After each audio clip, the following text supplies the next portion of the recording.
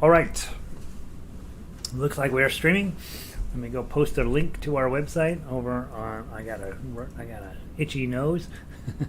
Let's go post the website. Let's go copy the link. And website's name is jollyrogerukulele.com. You should have already been there, and you should already have everything on that site memorized. I'm going to scroll down to Monday, February 22nd. That is today. My Bluetooth keyboard died again, so I am just going to reach up here and do this. Post the link on the website, and that way everybody can come rushing over and join us. Have one new song, one updated song, and one really updated song, and a new girl on the front page of the website. I'm telling you, man, things are happening around here. Let me get this: https://jollyrogerukulele.com, and let me go download this little Celtic image. Okay, hold on. Let me make sure the page is working first. Leave page. Let's go make sure that the link works properly. Scroll. Click. Opens up right to that's what it's supposed to do. Well, that's good. And let's go post this. Save image as. This was a tough image, honestly. Sometimes where's the kick your fanny stuff? Tuff-uke? No. I thought I had the list of kick your fanny stuff on here. Maybe I don't. YouTube covers. Tuff-uke. Nope. Alright, we'll put this here. Oh, it's coming down as a. No, that's wrong. View image. I tell you, Microsoft. So much. What the heck, man? View image. Save as. Why is it saving it as a web page? It's supposed to be a JPEG. Come on. Well, let's see if that's not going to work. I know what to do. I'll go get it here. Hey, while you guys are logging in, getting settled down, just know I'm busy trying to tweet. So, all right, everybody. So many people are here. Maybe we'll tweet it without the girl. We'll tweet the girl tomorrow. That's fine. Could have sworn I created a whole folder for this. What the heck is going on? Downloads. Ukulele. Duke. And guitar.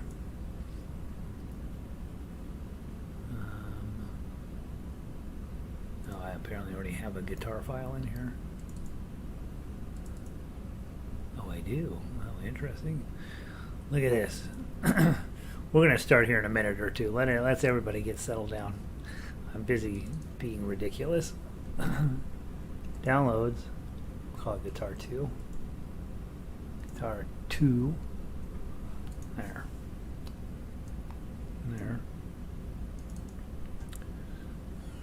Harmonica. Okay, well, what's the difference between ukulele? Well, there they are.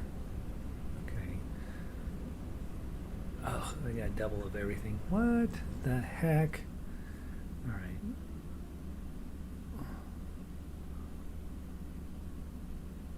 I don't know if I have it in here. Let me go see if I uploaded it.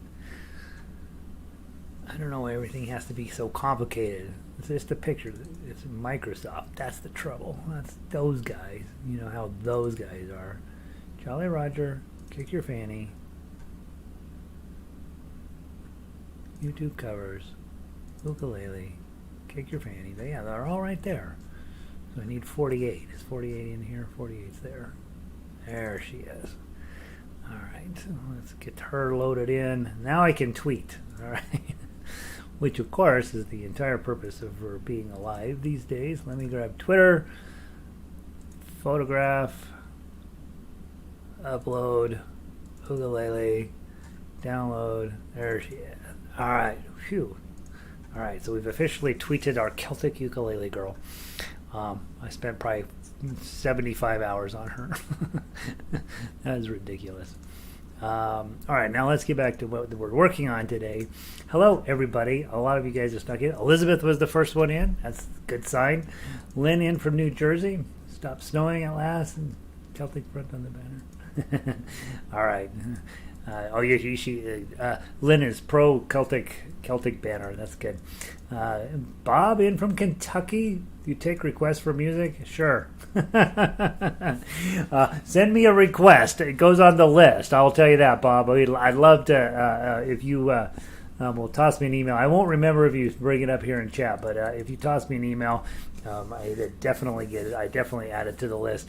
My list is rather lengthy, as you might imagine, but sometimes somebody says, like, if Cindy requests it, it's going to be a while, right? But if Ronnie suggests it, then yeah, I'm probably on it, you know. So it really depends on the song. If you've got a great song that I fall in love with, I jump on it. If you request a stupid song, I probably don't get on it. I have one private student. He sometimes requests amazing songs. His last one was not so awesome. So I have not finished it yet.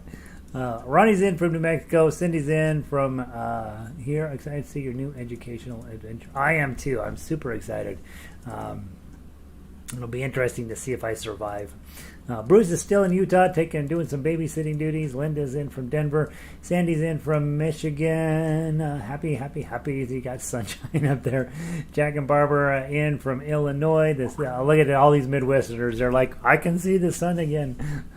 Vic, of course, is up in the clouds there in Eugene. Carol is in from sunny western Colorado.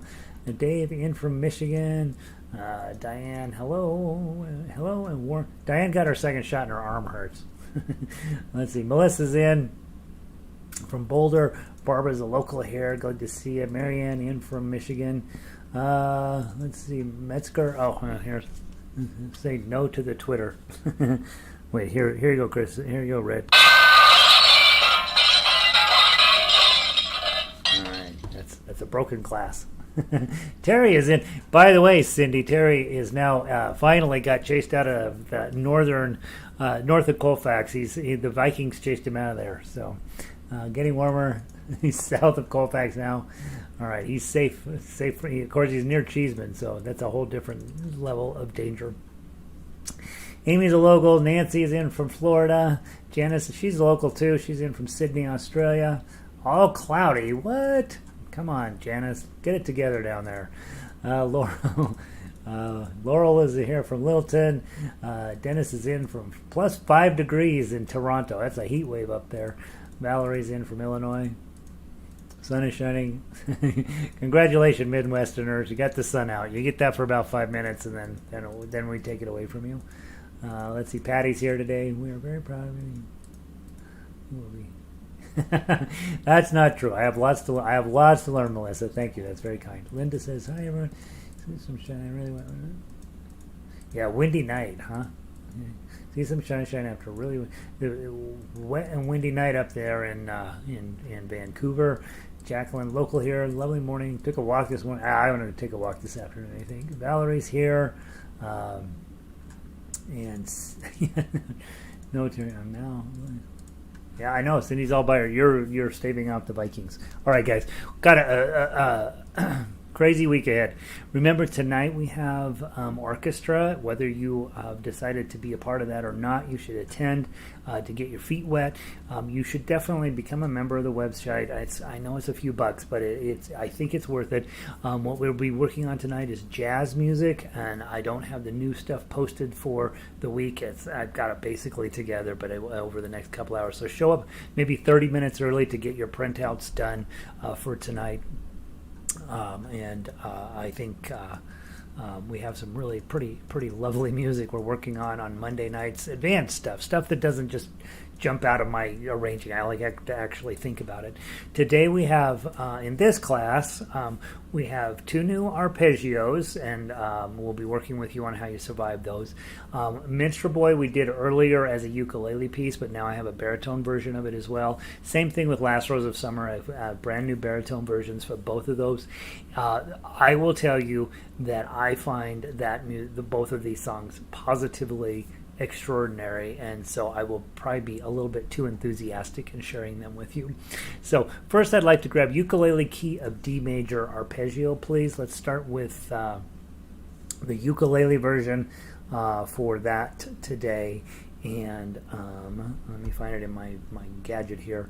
We want to start with the D major arpeggio today. And as always, baritone players, you're listening to the lesson on this, and then you'll have the same skill set. We'll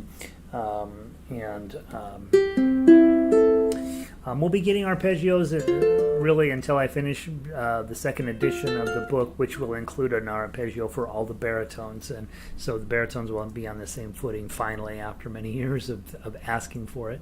And so I'm excited about getting that done for you. Let's see what else is going on. Cindy, Gary, I suggested to Tim Kruger that he ought to have ukuleles. Yeah, Tim, Cindy and I know a character here in town who runs it's called the St. Martin's Chamber Choir.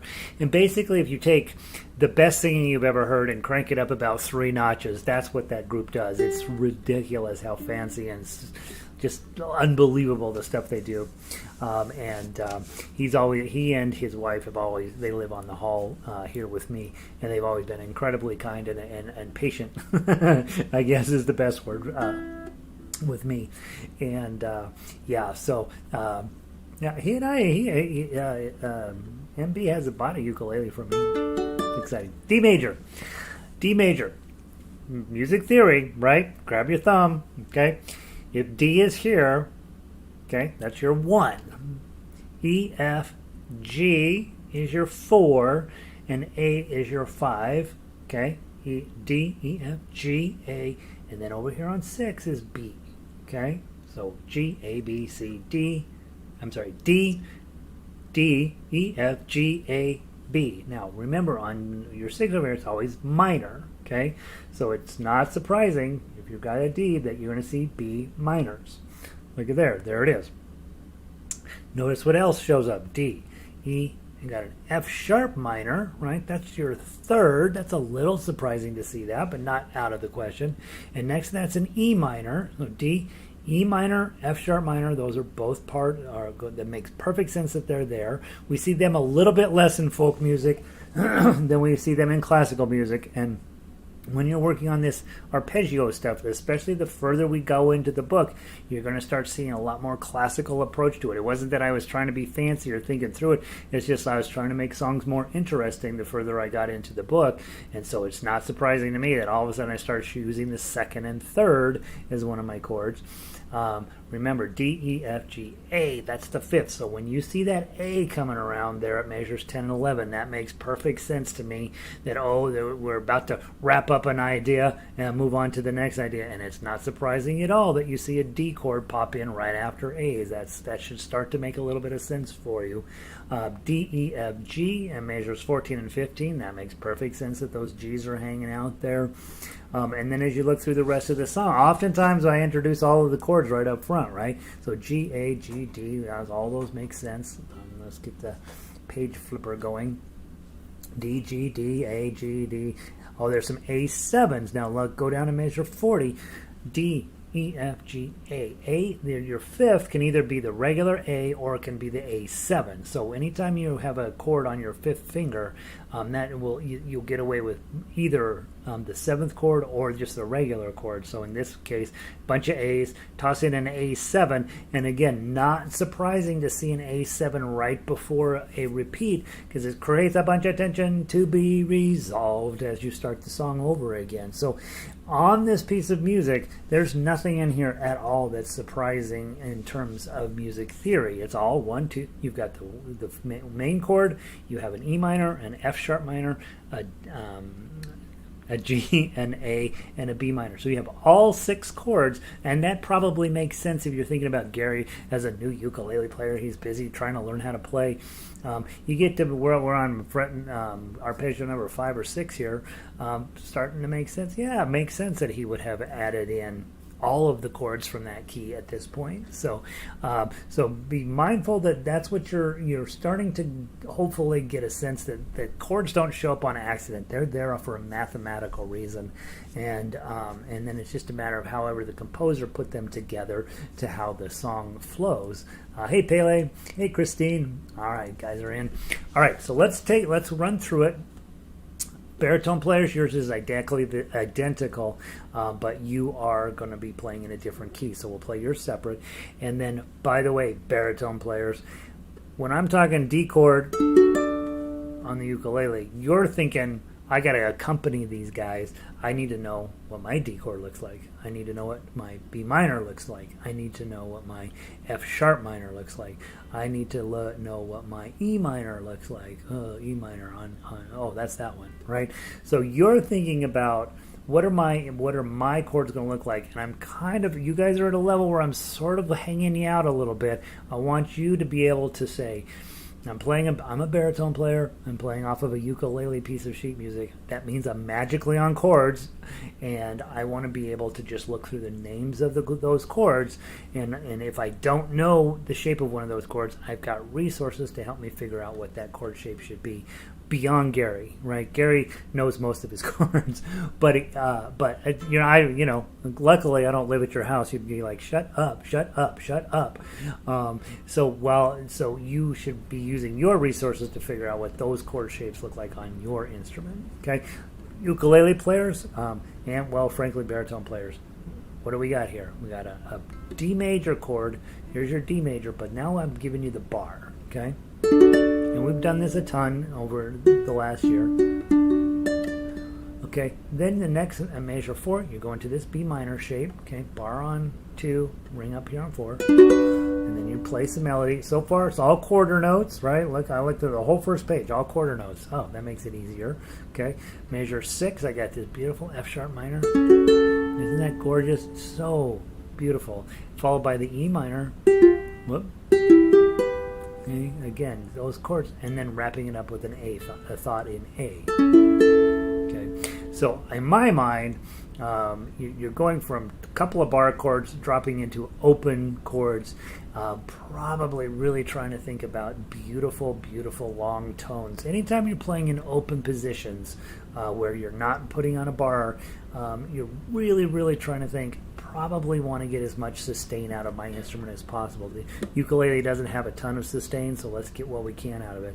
Measure 12, you have this D chord. Okay, a little bit of a different melody line there afterwards. It's followed by a G chord, and notice I want the bar G chord here, not a regular G chord. Okay, because I want for nothing else than to just get that one note. That's the only note that's different between that and a regular G chord, but I want it in this case. Okay, and notice when you're on this shape, and you've done this a bunch of times in our songs, you've got a bar F shape in front, it's now a G on the 2nd fret, and this pinky's going to have to come down on that 5. Okay, and that's going to happen a lot where you have your F shape in front and your pinky down here like that, because guess what? Remember back all the way into Yankee Doodle, F chord with your pinky up on 3. Okay, we did this all the way back then, but now you've got this G chord that you're dealing with, and your pinky's up on 5. Okay, so it's the same chord, just slid up by the bar. Now, here's something here's something I am caving into popular demand. Measure 18. So when in the first edition, I had these are violin Boeing markings, these little boxes you see down there. Those are, in my head, I said, all right, tablature's written upside down, so I should use the opposite of what the violin bowing is. So if it's down, if it's a down bow, on tablature, it should read as an up bow, right? Because tablature is written upside down. So I was very consistent throughout book number 1. And I don't know how many violin players I've talked to over the years are like, your bowings are upside down. And I'm like, I know because they're on the tablature, but I'm not going to fight it anymore. Okay, so the bowing markings here are the little box, 100% opposite of what they were from the first edition, are now in the second edition going to be, that little box means down. Okay, and so at measure 18, you're holding the G chord. Instead of doing this down, these are going to be index finger downs. Okay, a little more aggressive, a little faster.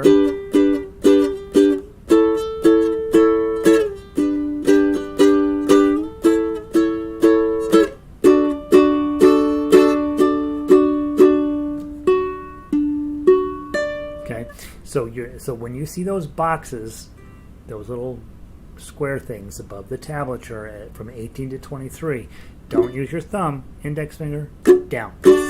And you can tell there's quite a bit of difference in feeling of that, right? That one versus that one. They're very different feelings, and that's why I included them in the book throughout, is to give you a different attack. Because you've got to get from going with your index finger down to 24, then magically dropping in your thumb. Okay, so that's what's going on there. Just another opportunity for you to have a different type of strum pattern. And like I say, these are the opposite of what I had in the first edition. And it's only because I want to take care of my violin playing friends. Okay, I don't want them to have to think. Brandon made it in, Kari made it here, I've been here. YouTube wouldn't let me watch or talk without playing. Shut down, was able to get on, do you think? It was a no. Yeah, I don't know. Some days YouTube just fights back, you know. Linda made it in. Vic, open it. Yeah, honestly, guys, I think a Gmail account that's free. I used to. I have a YouTube or a Yahoo account, and I'm like, that's good enough, but it's really not. You really do need a Gmail account. Dennis, no boxes on my copy. I have.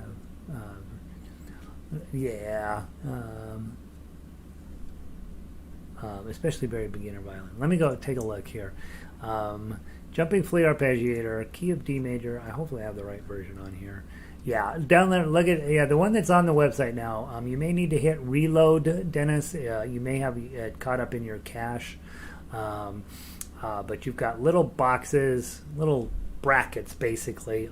Measure 18 through measure 23, just on the tablature, just these little brackets above each chord, and that are representing downstrums with your finger. So, and the date should say, February 19th, 2021. Okay, so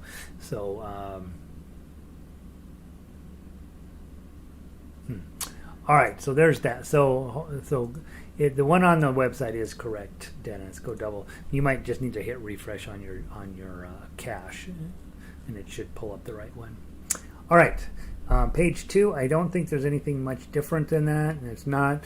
When you get to 42, remember in previous you've been doing down strums like this, or thumb strums. 42 doesn't tell you to do any of that. That's where you're doing this plucking, right?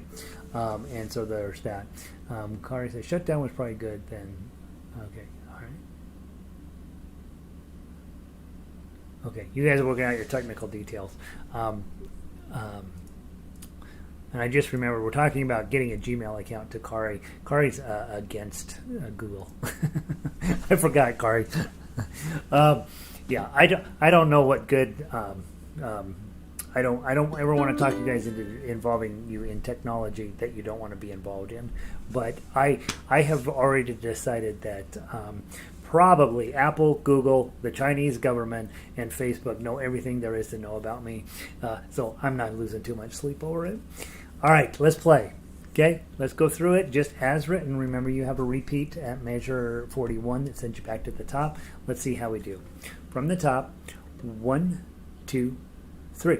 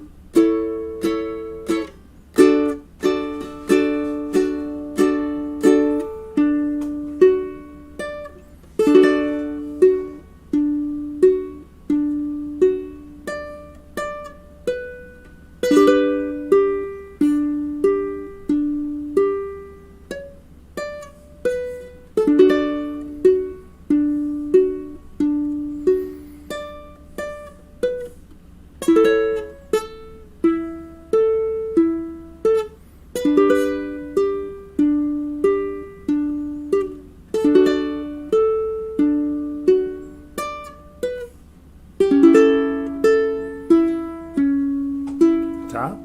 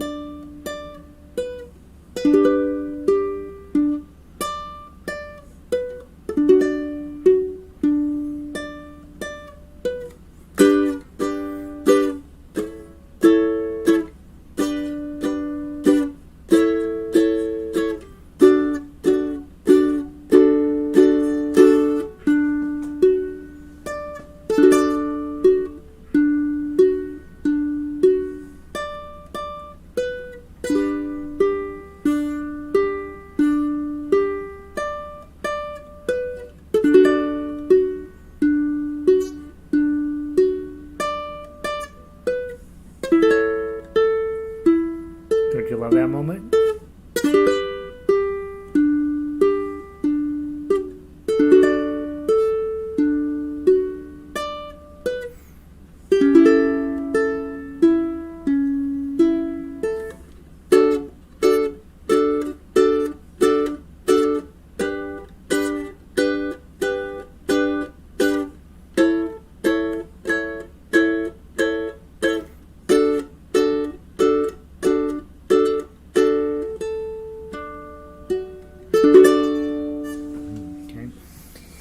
Couple of other thoughts about this, and those of you guys that are instrumentalists have figured this out. Our normal A chord is here. Okay, this is what I teach you on day 2, right? Okay, but throughout this piece, you've got this A up here. Okay, those of you guys have been around a while, you realize at this point you're like, oh yeah, we use that shape all the time. Lots of times it's on 5 to be a B flat, but in this case it's on 4. But yeah, I use this all the time. Well, just your F chord slid up, right? That's where this bar chord comes in, and that's going to come up all the time in advanced instrumental music. So this piece here, again, you're at this level where you're like, gosh, that kind of hurts, but every single thing that shows up in here is stuff that showed up elsewhere in the stuff we use. So again, a really excellent piece of music or an excellent exercise to help you get where you feel like, yep, I really, I know what the heck I'm doing. And again, those of you guys who are helping other people and teaching other people, they're going to freak out when they start dealing with stuff like this. But you guys know, you've been through it with me. You're going to have to know how to do everything off of that page. So why not have it in a condensed form? All right, let's grab your baritones. Cindy says, ow. It doesn't hurt near as much as recommending that Kari get a Gmail account. Let me just put it that way. Yeah, my hands were tightening up. I forgot to turn the heat up in here, and so this room is super cold, and my hand was sort of tensing up as well. Another thing I have learned over the years in music is when your hands are tensing up, you're probably doing something pretty challenging, right? Couple things are... Make sure you're keeping them warm and keeping them stretched out possibly. So nice balled up fists is never a bad idea, right? Opening them up like this way down. Don't push against each other. This will cause injury, right? So just do this. Unless a physical therapist is supervising you, they know better than I do. But we don't want to hyperextend anything. So just nice and open. Pull this in here. Just sort of stretch it out. We don't do this enough, probably, especially those of you guys my age and older are starting to get a little bit of arthritis creeping into your hands and this sort of thing. So let's just take care of those. Again, our Mr. Spock program, this, and that, just helping warm up your tendons. I do find after I've been playing 30-45 minutes, my hands usually are finally opened up enough where you can actually do some real serious work.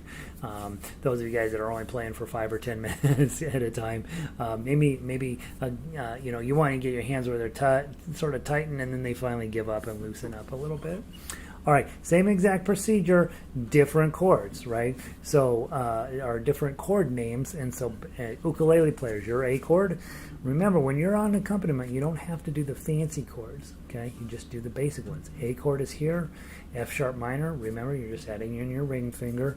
C sharp minor is a bar chord up here on 4. C sharp minor is here, okay? And then your B minor is the same shape back on 2, okay?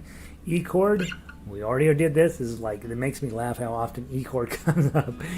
Bar on 4, pinky on 7, okay? That's your E chord. And then you can go with your regular A chord, your regular D chord, and that's it, right? So that's all of the chord shapes you need to have. There's 5 chord shapes as accompaniment. Now, when you're on accompaniment, your job is to make me sound good, right? My job is to knock out the melody.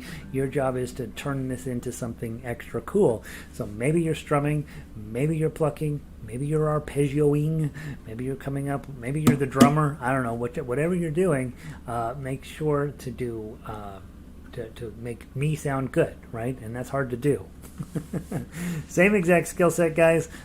Grab your baritones, your ukulele players, you are on chords. 1, 2, 3.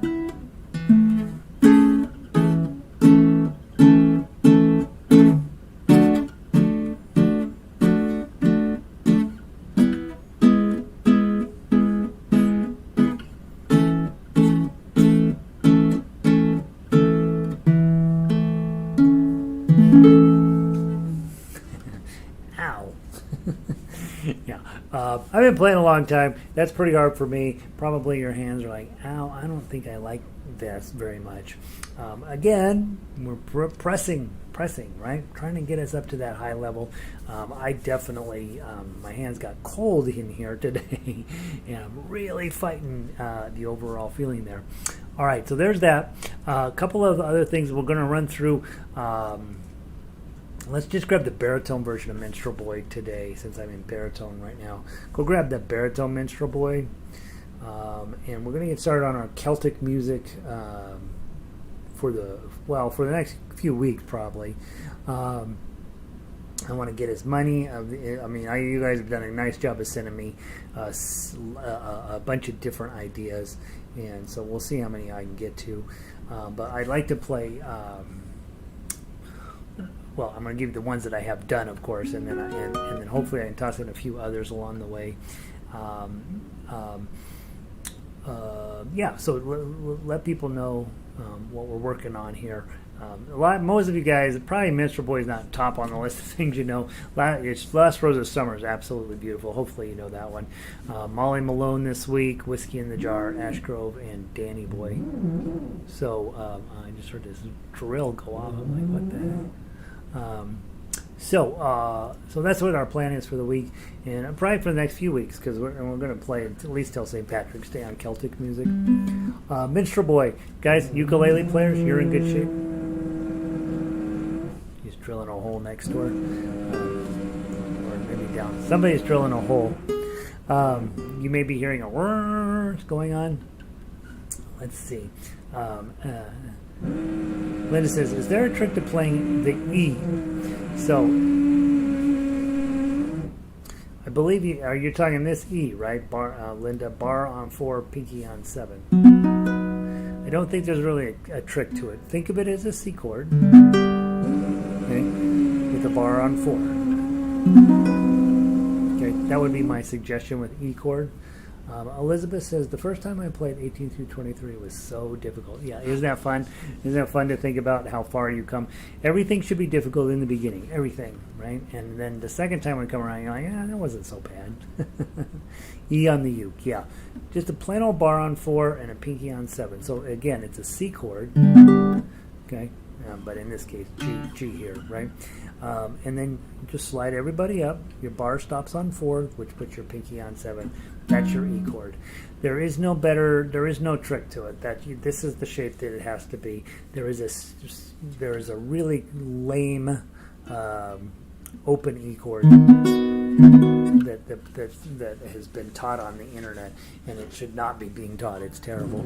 So bar on 4, pinky on 7. That's the secret, Linda. All right, I don't know how long this drilling was going on. It's driving me crazy, but hopefully you can't hear it as much as I can. Minstrel Boy, ukulele players, you're all set up. C chord, F chord, G chord. You're welcome. Okay, it's not going to stay that easy. Here we go. From the top, 3-beat count in. I'm going to play Tuff Uke just so you get a sense of it. And it's 2 times through. 1, 2, 3.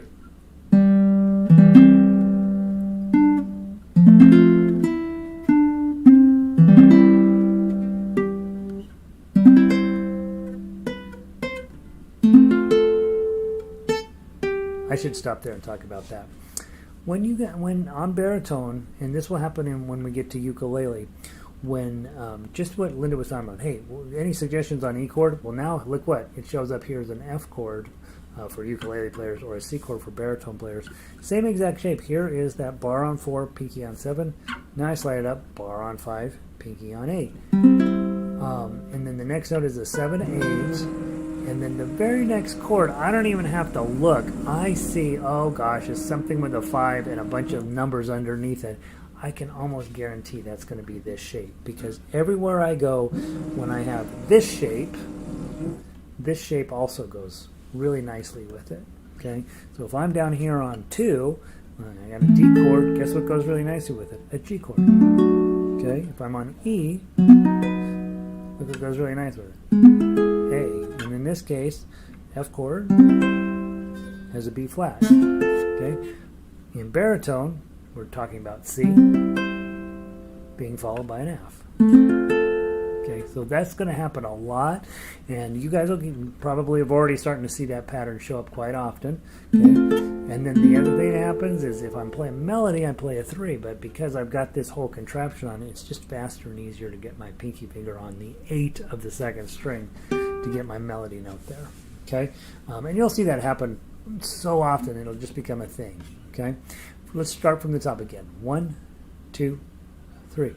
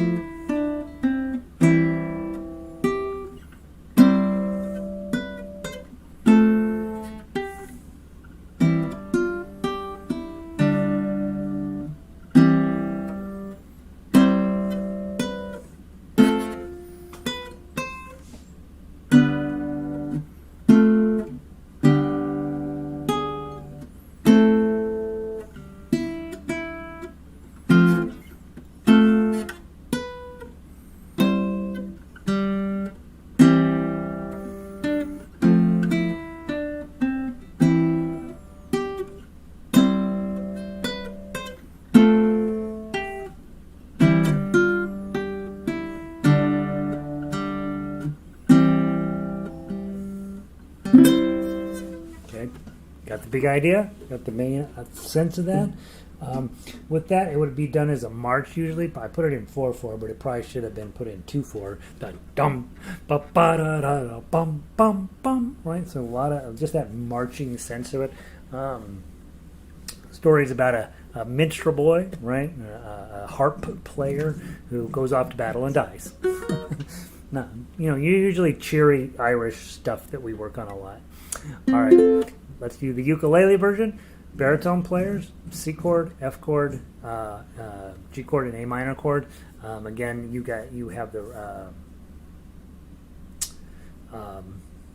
sorry, I'm looking at the baritone version, talking about the ukulele version. Let me go grab the ukulele version. Dun, dun, da, da, da, da. I live in fear of songs that begin in the middle of the alphabet. I'm going to get a new gadget, you guys. This thing is just too slow for what we do. Donna just got a new iPad in, and I'm highly jealous. So, let's see. Minstrel Boy, ukulele. All right, sorry. Baritones. There's your F chord. There's your B flat. C chord. Is that it? That's it, right? Oh, there's a minor chord over there somewhere. D minor up on 11. Right, there's your D minor. Okay, easier for accompaniment for ukulele players. All right, ukulele players, let's get it done. Same exact thing. Everything's the same. Let's see what happens. 1, 2, 3.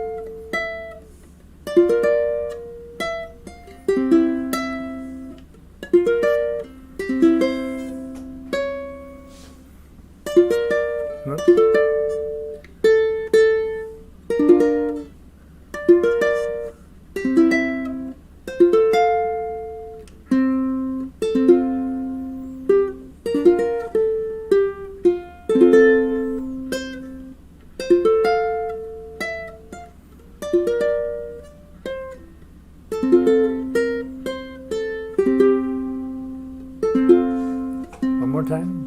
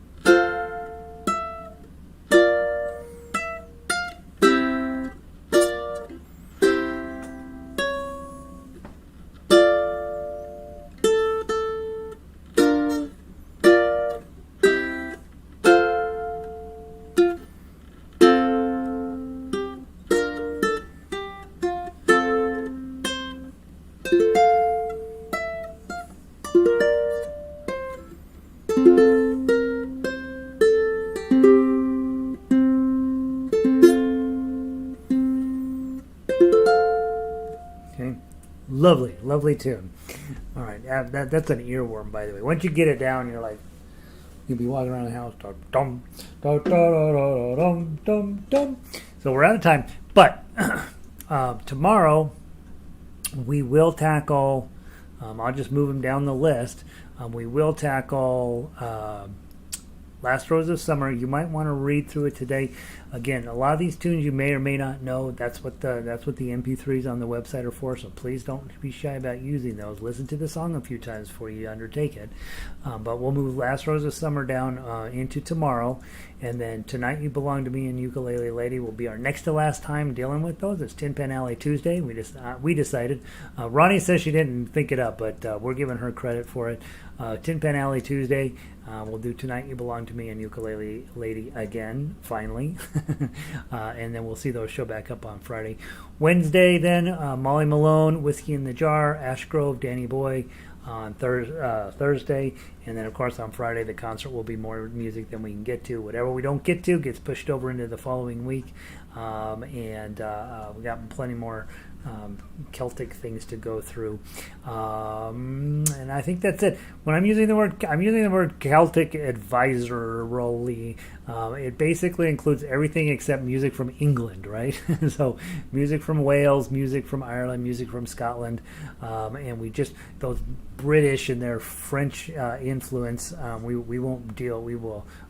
They get their own group of music, which is basically God Save the Queen, and that's it.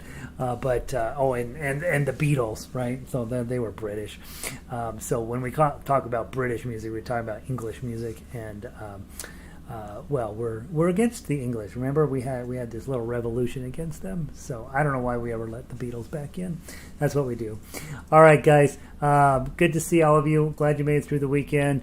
I will see all of you tomorrow, or many of you tonight. Right? We have jazz we have to play tonight. I got to get my hands warmed up and working. I'm going to get a couple more pieces of music posted to the website. Check in about half hour before class to get your printouts done, and I will see all of you then. Let's see who's sneaking out of here. Let's see. Dennis, you're welcome. Nancy, thank you. We're doing good, right? We're having a good time here. Vicky, good to see you. Thank you. Janice, all right. See you later, Janice. Have a good one. I'm thinking of Janice there in Australia doing Celtic music. Oh goodness, it's interesting. Hey Brandon, good to see you. Have a great day. Amy, good to see you. And Pele, I've been switching between the uke and the baritone. Is this bad? Is it bad for this class? No, you should do that. That was what we're. That's very good, Pele. Congratulations.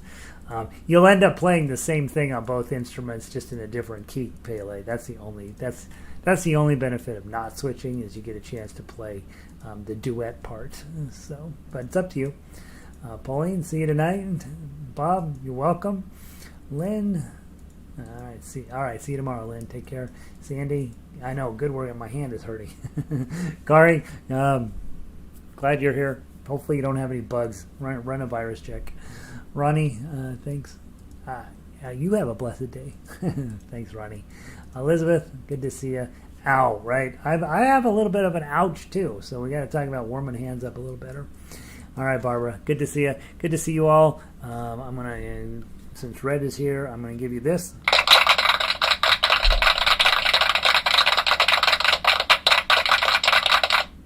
It's a really long applause, and off we go. Have a good day, you guys. Pulling the plug.